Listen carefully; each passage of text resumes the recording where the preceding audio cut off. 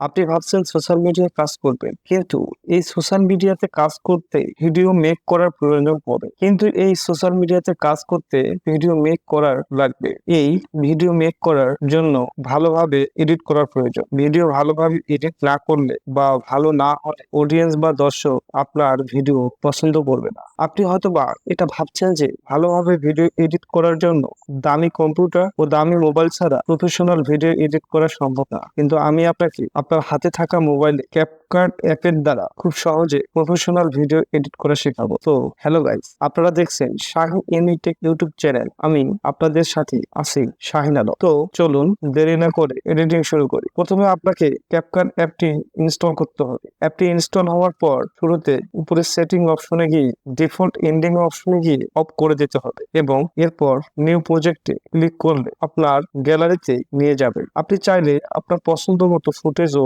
Video CapCut stock থেকেও নিতে পারেন। সেখানে অসংখ্য ফুটেজ ও ভিডিও রয়েছে। আমরা দেখানোর জন্য আমাদের গ্যালারি থেকে একটি ভিডিও সিলেক্ট করলাম। নিচে দেখুন একটি অ্যাড বাটন আসছে। এখানে ক্লিক করলে আমাদের ফুটেজটি ক্যাপকাট ভিডিও এডিটিং অ্যাপের টাইমলাইনে চলে আসছে। আমাদের ভিডিওটি নড়াচড়া করলে আমরা দেখতে পাবো টাইম দেখাচ্ছে। আমরা দেখতে পাচ্ছি আমাদের ভিডিওটি টাইমলাইনে কত সেকেন্ডের। আমরা ভিডিওটিকে টানলে বাড়বে এবং কমালে ছোট হবে। আমাদের এডিটিং এর জন্য নিচে কিছু সেকশন রয়েছে, এগুলোকে মূলত মেনু বলা হয়। আমরা দেখছি এখানে edit, audio, text, overlay, effect, ratio. আমরা প্রথমত দেখব রেশিও অপশনটি। এর কাজ হচ্ছে আমাদের ভিডিওটি কিরকম হবে। এখানে টিকটক, ফেসবুক, ইনস্টাগ্রাম ও ইউটিউবের সাইজ দেওয়া আছে। আমরা যে সাইজের ভিডিও এডিট করব সেটা সিলেক্ট করতে হবে। ফ্রেম সিলেক্ট করার পর আমরা যদি আমাদের ভিডিওতে ক্লিক করার পর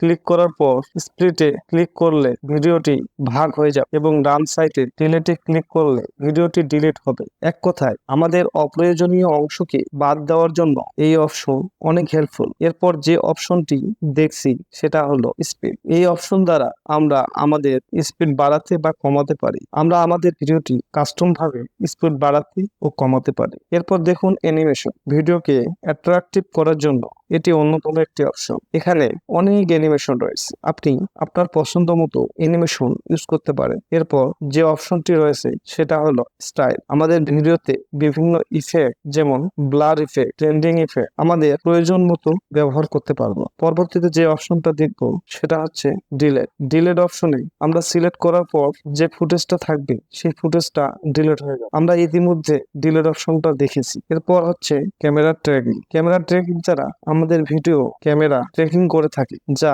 আপনাকে সঠিক ফ্রেমে রেখে দেয়। ভলিউম অপশনটি দ্বারা আমাদের ভিডিও ভলিউম বাড়াতে ও কমাতে পারে। আমাদের ভিডিও সাউন্ড কম হলে বাড়াতে পারে। এরপর রয়েছে ক্রপ অপশন। এটা দ্বারা ভিডিওকে ক্রপ করার জন্য ব্যবহার করা হয়ে থাকে। এরপর রয়েছে কাটআউট। এর দ্বারা ব্যাকগ্রাউন্ড রিমুভ ও গ্রিন স্ক্রিন রিমুভ করার জন্য ব্যবহার করা হয়।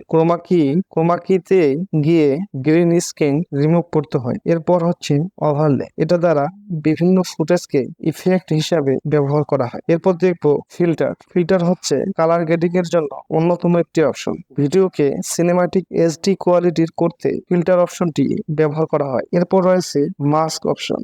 এটা দ্বারা ভিডিওকে মাস্ক করার জন্য এটা ব্যবহার করা হয়। এরপর দেখছেন অডিও সেকশন। অডিও অপশনে আপনি দেখবেন সাউন্ড অপশন। এখানে ক্লিক করলে টিকটক অথবা আপনার ফোনে থাকা ফাইল থেকে অডিও নিতে পারবেন। ডান সাইডে দেখছেন সাউন্ড ইঞ্জিন। এখানে ক্লিক করে আপনার ভিডিওতে যে সাউন্ডটি পারফেক্ট মনে হয় সেটা ইউজ করতে পারেন। ডান সাইডে দেখছেন সাউন্ড ইফেক্ট অপশন। এখানে ক্লিক করে আপনার ভিডিওকে যে সাউন্ডটি পারফেক্ট মনে হয় সেটা ইউজ করতে পারেন। এরপর রয়েছে এক্সট্রাক্ট বাটন। এখানে ক্লিক করে আপনার ভিডিওতে থাকা অডিওটি ব্যবহার করতে পারে। তারপর রয়েছে রেকর্ড অপশন। এখানে ক্লিক করে আপনি রেকর্ড করে সেই রেকর্ড করা অডিওটি ভিডিওতে ব্যবহার করতে পারে। এরপর বলবো ওভারলে সম্পর্কে। এখানে ক্লিক করলে দেখবেন অ্যাড ওভারলে দেখাচ্ছে। এখানে ক্লিক করলে আপনার গ্যালারিতে থাকা ভিডিওটা বা ফুটেজ ভিডিওতে ইউজ করতে পারবেন। আপনি যতগুলো প্রয়োজন ভিডিও ও ফুটেজ নিয়ে আসতে পারবেন। এরপর দেখবেন টেক্সট অপশন। এখানে ক্লিক করলে দেখবেন কয়েকটি টুলস